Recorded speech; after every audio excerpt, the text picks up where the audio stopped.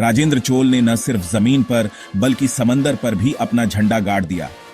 उनका यह कदम एक नया इतिहास रचने वाला था, जिसने आने वाले समय में भारत की ताकत और प्रभाव को और भी बढ़ा दिया।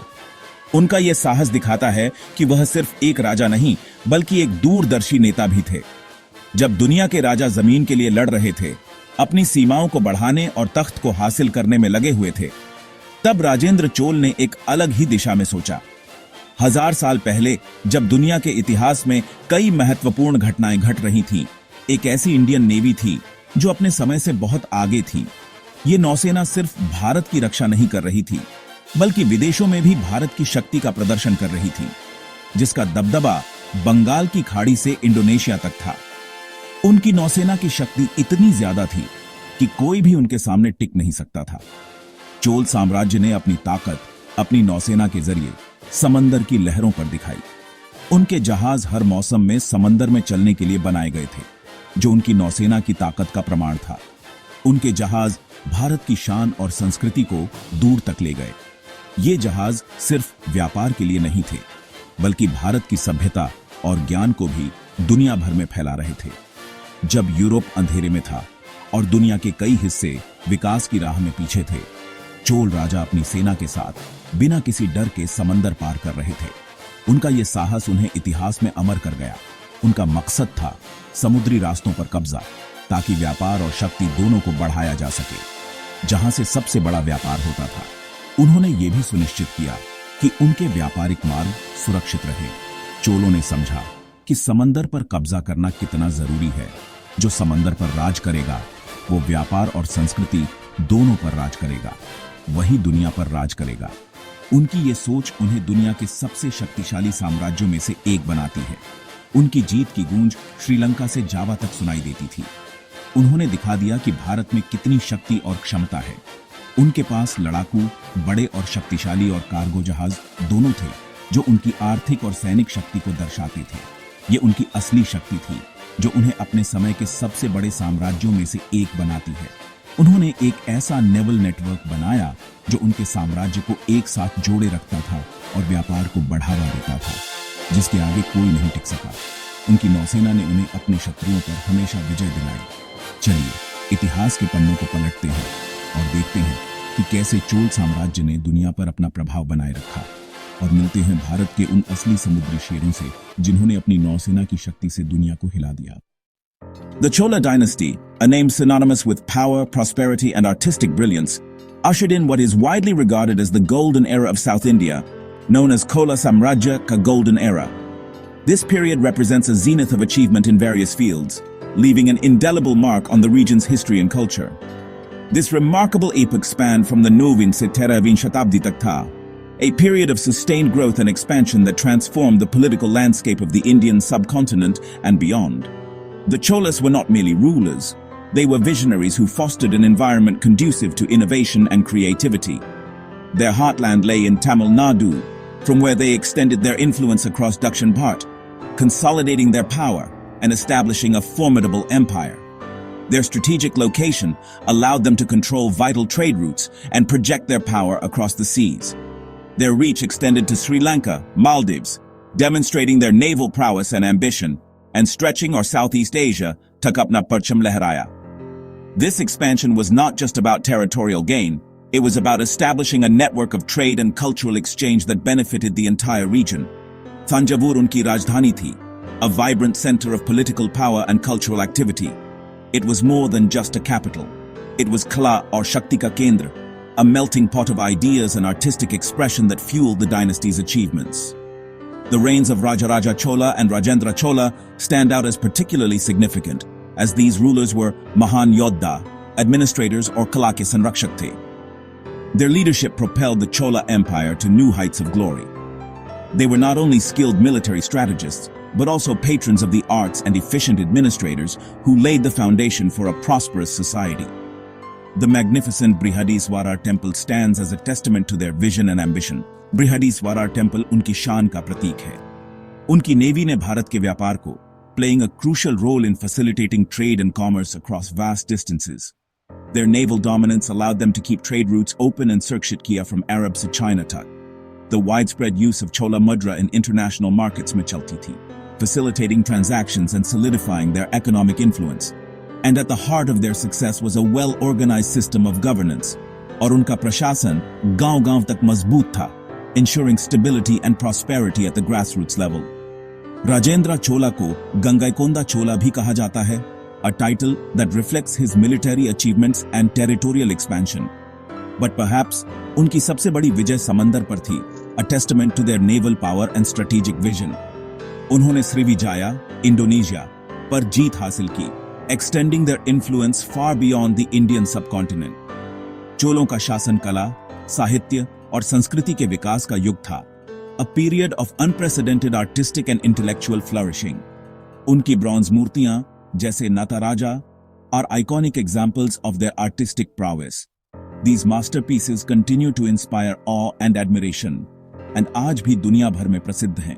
उनका साम्राज्य शक्ति, सौंदर्य, a harmonious blend of strength and beauty. It was a civilization that seamlessly integrated व्यापार और अध्यात्म का संगम था, leaving behind a legacy that continues to resonate today. चोलों की ताकत उनकी एडवांस्ड शिप बिल्डिंग में थी. उनकी नौसेना में संगारा, बड़े लड़ाकू जहाज और कोलंडियां, तेज रफ्तार जहाज थे. जहाजों को सागवान की लकड़ी से बनाया जाता, तेल और राल से ट्रीट किया जाता था. शिपयार्ड्स कावेरी डेल्टा में थे, जहां हजारों कारीगर काम करते. नारियल की रस्सी और लोहे की कीलें जहाजों को मजबूत बनाती थी. हर जहाज पर चोला का लीपिंग टाइगर चिन्ह होता था. नेविगेशन के लिए सूरज, तारे और मत्स्य यंत्र का उपयोग होता था. चोला नौसेना एक मैरीटाइम इकोसिस्टम थी. नाविक, सैनिक, इंजीनियर्स, व्यापारी सब शामिल थे. उनके बंदरगाह जैसे नागपट्टिनम विकसित और सुरक्षित थे. लाइट हाउसेस और नेवल एक्सरसाइजेज उनकी तैयारी का हिस्सा थे. इसी वजह से राजेंद्र चोला की सेना श्रीविजय तक पहुंच गई और विजय पाई. चोलों की सबसे मशहूर कहानी है उनका श्रीविजय पर हमला. श्रीविजय, आज का इंडोनेशिया मलेशिया, एक शक्तिशाली समुद्री साम्राज्य था. मलक्का स्ट्रेट पर उनका कंट्रोल था, जहां से भारत चीन व्यापार होता था. श्रीविजय के राजाओं के टैक्स से चोल व्यापारी परेशान थे. राजेंद्र चोल ने एक विशाल नौसेना के साथ श्रीविजय पर हमला किया. उन्होंने कडारम, केदाह, मलेशिया पर कब्जा किया, राजा को बंदी बनाया. श्रीविजय के कई बंदरगाह जीत लिए और कडारम कोंदन की उपाधि पाई. चोलों के खमेर साम्राज्य से भी संबंध थे. व्यापार, डिप्लोमेसी और कला का आदान प्रदान होता था. चोलों ने जीते हुए इलाकों में नेवल बेस बनाए. राजेंद्र चोल का यह अभियान नेवल वॉरफेयर का एक मास्टरपीस माना जाता है. चोलों की सफलता का राज सिर्फ उनकी बहादुरी में नहीं था, बल्कि इसके पीछे एक गहरी और सोची समझी स्ट्रैटेजी थी, जो उन्हें अपने समय का सबसे शक्तिशाली साम्राज्य बनाने में मददगार साबित हुई. उनकी स्ट्रैटेजी थी न सिर्फ युद्ध जीतना, बल्कि अपने साम्राज्य को सुरक्षित रखना और व्यापार को बढ़ावा देना.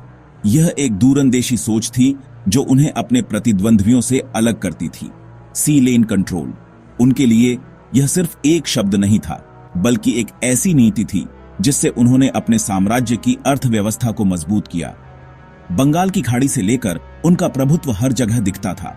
उनकी नौसेना हर समुद्र में शांति और व्यापार को बनाए रखने के लिए तत्पर रहती थी. मल्लका स्ट्रेट तक उनकी पकड़ इतनी मजबूत थी कि कोई भी जहाज उनकी इजाजत के बिना नहीं गुजर सकता था. यह उनकी शक्ति और प्रभाव का प्रतीक था.